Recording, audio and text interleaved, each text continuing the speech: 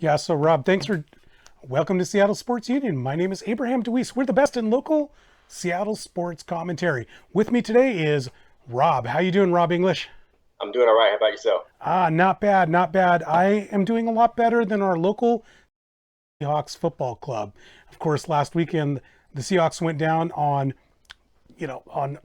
Halloween weekend, down to the Big Easy, and lost very easily too. I did not expect this, Rob. I did not expect them to go into the Superdome and look every bit as bad as they did that day.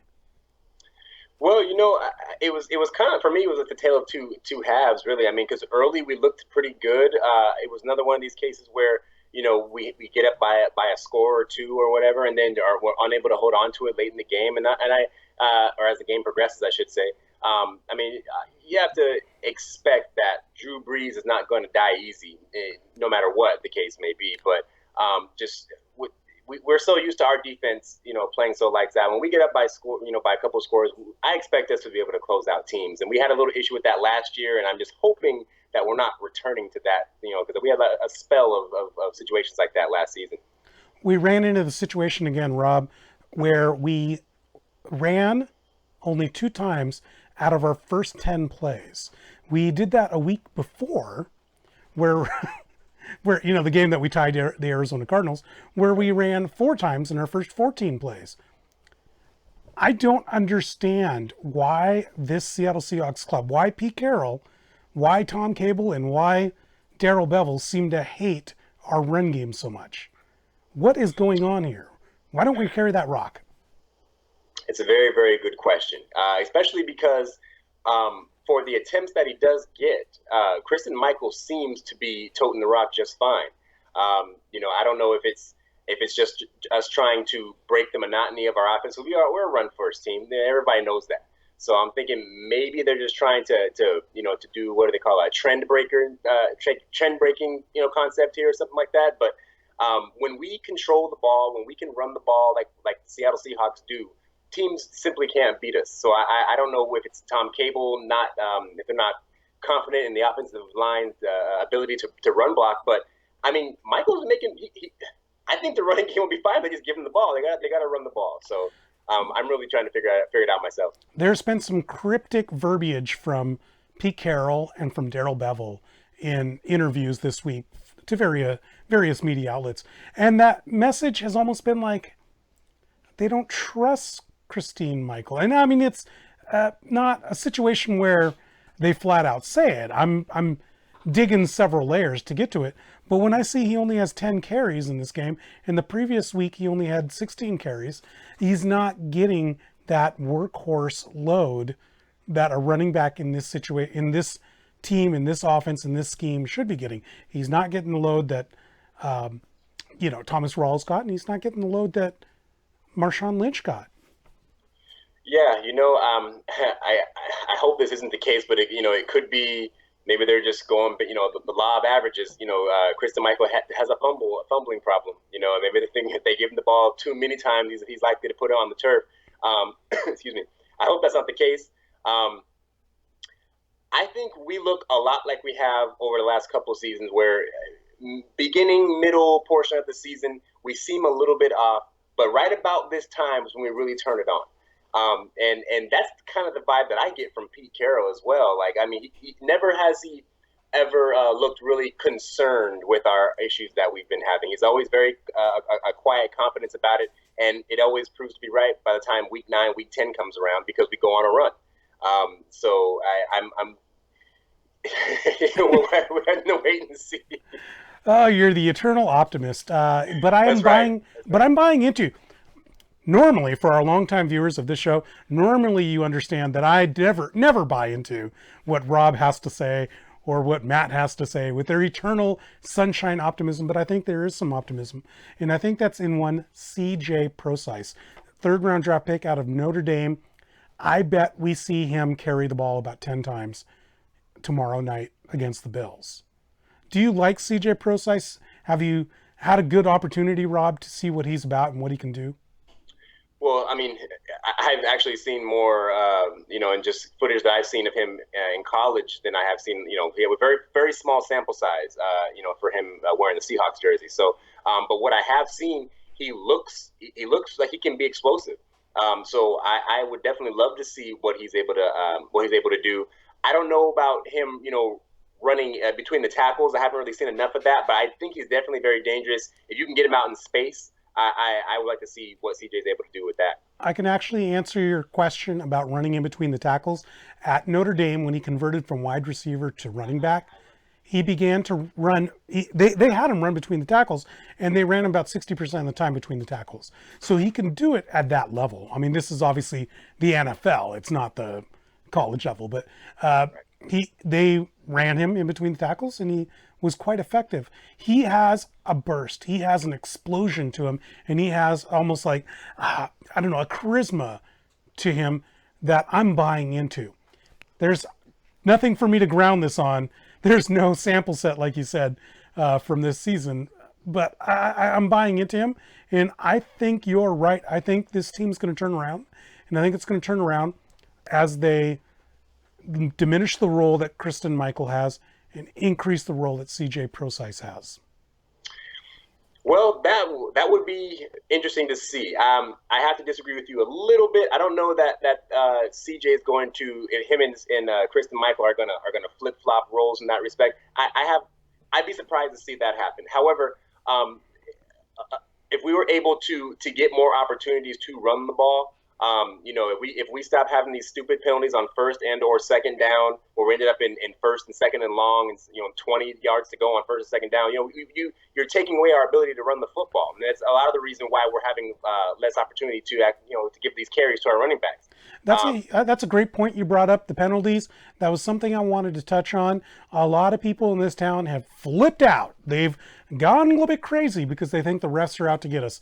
I don't think the refs are out to get us. I think a vast majority of the penalties that we create have been legitimate. And I don't have much of a complaint for the penalties that have been flagged and accepted on this particular team, because those holding penalties seem to be situations, the holding on the offensive line in particular, seem to be situations where an outmatched player is just trying to keep Russell Wilson from getting killed.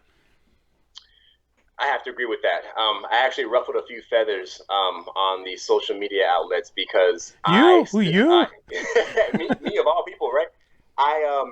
I stood very strong behind the notion that the reason that we lost that game in New Orleans had absolutely nothing to do with the refs. And that now I say that accepting the fact that there were some missed calls for sure. There was those two pick plays that were just like, what in the world is going on here? But no, those problems, those situations were created by ourselves. We put ourselves in those holes.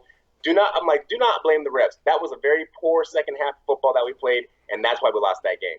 And I gather that Russell Wilson is still banged up, but that interception he threw was a terrible interception, and he doesn't do that. Yeah, he doesn't do that very often. So I'm certainly not going to condemn Russell Wilson, but it was a terrible, terrible, terrible interception. I mean, it wasn't like the ball was tipped or it was anything. I mean, the guy was right there. He just didn't see him. It was a bad throw. It was ill-advised passing and got picked off, and it should have got picked off. Alrighty. Well, Mr. English, that was a bad interception, but I want to go back in the Wayback Machine. I want to put you back into the third week, let's just say, of this season. What did you think then, and what do you think now about the possibility of benching Russell Wilson? Russell Wilson just been injured both in his ankle from being stepped on by Ndamukong Suh, and then he twisted his knee against the 49ers, I believe. I was saying, bench him, let him heal. What did you say at the time, and do you still believe that? I said then, and I still say now, if Russell can play, let him play. Russell gives us the best opportunity to win. If he had a broken arm on one side of his body, a broken leg on the other, and had cancer and anything else, Russell Wilson, he gives us the best opportunity to win the football game. And furthermore, where we are right now at this point in the season, as far as standings are concerned. 4-2-1, top of the Right. division. Exactly. Now, if you took Russell out, okay, after that, are we still going to be? Because we're all in agreement that we're going to turn the corner here and do like we always do. But doing that from being a game back in the division or doing it from being number one in the division is two different things. We don't want to be chasing. So the fact that we've been able to manage to stay on top of the division, and we still think we're going to have that turnaround. I think it's going to give us a real good opportunity to go strong heading into the playoff chase. Okay, all right, but I understood. This is conjecture on my part, but I think had we rested him against the Jets, punted that game, just allowed that game to be a loss, I think no doubt in my mind is there any way that we lose that Cardinals game, and there's definitely no way that we should have lost this Saints game. I realize we were very competitive in the Saints game, but we didn't stick to our guns. We didn't run the ball, and not having the zone read option, it's killing this team. Yeah, but you got to remember. Sorry, let me just jump in here real quick. You got to remember, Russell had a great game against the Jets. I mean, Russell I think he put up like 30-something fantasy points. I mean, Russell had a great game against the Jets. I mean, so he was hurt, and maybe resting him would have helped him, get better. But honestly, and Russell would probably say it the same way. If he can play, you got to let Russell play. You got to let Russell because he's smart, and the alternative, I think, is not worth the risk. Okay. Tomorrow, the Buffalo Bills come into Seattle, and they face the 12th man, or the 12th fan, whatever we're calling the 12s nowadays. 12s. Right. It's the 12th man. Anyway, they come in, and they're going to bring in tow someone they just signed off the waiver wire, one Percy Harvin, number 11. How are you excited to see your old friend Percy Harvin line up against these Seahawks, Rob? I'm pretty excited. However, I won't be so excited if he does something outrageous, because he's just that guy. I don't think anything like that's going to happen. He's coming off the couch basically, and assuming he hasn't, maybe he's been in good shape. Who knows? But he hasn't played football in a while. Right. But I'm hoping that somebody lays a good licking on him, just because that's going to pump up the 12s and anything to get the 12s going, and it's going to be a long night for Buffalo. So there's some certain entertainment value to it. Exactly. You worried as long about? as he doesn't take any kicks back for 6. You worried about when shady LaShawn McCoy coming back tomorrow? He's coming back from injury. McCoy, I think I don't like to say people have lost a step, but I think Shady McCoy's kind of lost a step. I'd be more worried about LaShawn McCoy if this was like 2 or 3 seasons ago. Okay. But he's still a great runner. But I think that we are more than fully equipped to stop McCoy. Okay, because we're looking at Michael Bennett. A note: he's not going to be on the team. Or I'm sorry, he's not going to be dressed for tomorrow's game. We're looking at Cam Chancellor not dressed for the game. And you're looking at a Buffalo Bills team who ranks number 1 in the NFL with yards per carry at 5.5. That's 5 yards better per carry than the Miami Dolphins, who are number 2. And the Seahawks, by the way, are way down the list. We're something like 26th, 27th, with about 3.6. Yeah. But we're looking at a top-notch run offense coming in here, and we're in our 2 biggest run stuffers in Michael Bennett and Cam Chancellor are out. You're not worried, Rob? No concerns there? No. That's even despite what happened against New Orleans last week. I mean, because they are not typically a great running team, but they had a 100-yard rusher. Yeah, right. Hightower had 100 yards, right? So I see that as an anomaly, and it doesn't matter. I mean, how often do teams run the ball successfully against us? Look at Adrian Peterson. Kept come in and not run the ball well. Or we go there and he doesn't run the ball well. So we are fully capable of stopping the run. Granted, our starters were there, but I think that Clark is ready. He's poised to be a good replacement. We'll be okay. I think we'll be just fine. I think we do better because of strategy and the makeup. Our run defensive strategy is really what makes us so good. Our players are good as well, but we'll be okay. Well, also, Buffalo bringing in Percy Harvin almost seems like a desperation move. Without Robert Woods, without who's that other receiver? The best receiver. Their best two receivers are out, and Percy Harvin seems like a desperation maneuver. And if we can just man up on the outsides, yeah, I think you're right. I think we can load the box with Kelsey McRae and just dominate at the line of scrimmage. So Jaron Reed will step up, the rookie, and Frank Clark, like you said, he's going to step up. Cassius Marsh, I think I'm in your court here. I think I agree with you. Not that big of a concern. Hey, can we go back in the Wayback Machine again, Rob? Sure. Okay. I want to ask you if you could go back and not let Golden Tate go. If you could go back and not let Golden Tate go and undo the whole Jimmy Graham for Max Unger trade because you have a legitimate number two, would you go back and do it? Yes. At this point, yes. I have to say yes. I don't know if you saw my post earlier, but I said, that's why I brought it up. Yes. Tell the viewers out there what your post was. My post was that Golden Tate is probably the most underrated receiver in the NFL. The play he made today to win that game was outrageous. I give him a thumbs down on the flip into the end zone, but I mean, just he's his ability to make people miss, and he's deceptively fast, deceptively elusive, and he catches the ball. He's just great, and you know, in his situation there in Detroit, was similar to in Seattle. He wasn't the number one guy.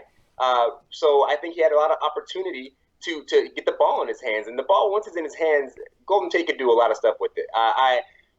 And if we still had Max Unger, our offensive line woes would be a lot less important than a lot less serious than they are now. So yeah, I think I would probably would have left Jimmy in New Orleans and stick with what we had.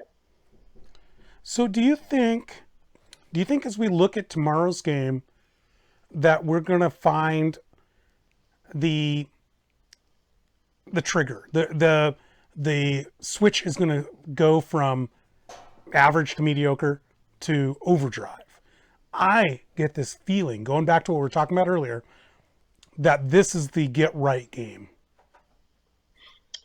I certainly hope so, because we need it. You know, we have New England coming up pretty soon at New England. We need to be on our A game as we progress with this last part of the season. So I think this is a really good opportunity at home against the team that we should beat to really get on in rhythm and get on schedule and see what we're working with and see what we can use and put into effect going through the rest of the year.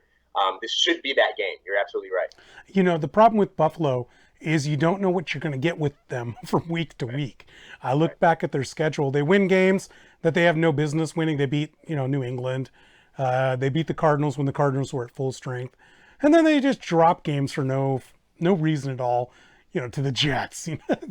It's silly. But the Bills, when they come in tomorrow night, and they face these 12s, and they face a team who, again, I think we're going to go with CJ Prosise, and we're going to have a new look offense. I don't think they can muster up what's required to win this one. But then again, heck, I thought that against the Saints too, so I could be wrong. Yeah, I was really hoping that we go into New Orleans and do better work. Because I hate having that in the back of my mind, always thinking that, okay, we are still that team that has road woes. At the Clink, there's very few teams that are going to come in there and beat us, and certainly not regularly. So yeah, with Buffalo coming in, like I said, the 12s are going to be rocking.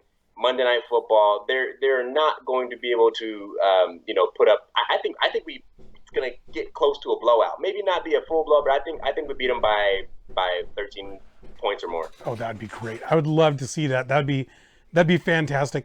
I want to take a look at one specific position, if I may, and get your opinions on a George Fant, the new left tackle.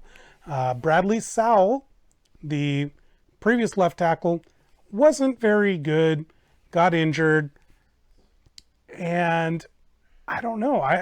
they brought in a guy who used to be a basketball player that doesn't really have that much experience. And I thought he looked okay. I didn't think he looked too terrible. What do you think? I think it's really, if I'm going to be completely honest about it, I have a hard time having anything positive to say about the offensive line right now. It's tough. It's tough. From what I noticed, he came in and he did okay. That may be compared to other players that aren't very good. Exactly. I may be skewed in my opinion here. Right. I mean, if you get lemons, and you gotta make lemonade, and I think he came in there and gave us a little bit of lemonade. But on the whole, the offensive line just has to play better. Cable's gonna have to figure something out. But I hope it continues. Who are you most surprised about on that offensive line? But either positive or negative. Gosh, who am I most surprised? Like for me, Mark Lewinsky, I thought was going to be, a diamond stud. I thought this guy was going to be the next Steve Hutchinson. I thought he was going to be like a, road grader that's just going to run people down, because I saw glimpses of that last year. I am not seeing it this year. All I see him is getting run over. Between guys missing blocks, but definitely not being able to hold their blocks. I see even blocking assignments, being missed. Between all of that, I mean, I was really excited for Gilliam. I liked Gilliam at tackle, but even he, it just doesn't look good. It simply just does not look good. It's hard for me to find any silver lining in that cloud. I hope we see it tomorrow. I do too. It goes back to what you said earlier. We get into these situations against Arizona, against New Orleans, where we get 6 holding penalties. So that's basically 6 drive killers, because you're starting at 1st and 25 or 1st and 20 or some sort of insane, sickening amount of distance, and we end up going 3 and out. And that's solely rests on the pass blocking of those 5 gentlemen up front. Justin Britt's doing a great job, by the way. Did you see where in Pro Football Focus he's rated quite highly, the number 2 center in the NFL? Didn't see that. That's good news. That's good news. If he can just spread that out to the other guys, that'd be great. Share a little bit. All right. Well, before we wrap up here, I just want to tell all the folks at home, we are the Seattle Sports Union. Check out our great articles on www.seattlesportsunion.com. We have all sorts of great previews, reviews, reaction articles, and top 5 articles. Check out our content on Facebook as well. Just look up Seattle Sports Union and like us. We got a great Twitter page. Twitter page is at Seattle Sports U. Check us out. And you can see us in person at every Everett Silvertips hockey game. Come say hi to us. We are the Seattle Sports Union. I am Abraham DeWeese. I want to say thank you to my guest, Robert English. Thanks for showing up. Thanks for being on the show, and have a great night, everybody, and we'll see you later. Go Hawks. Go Hawks.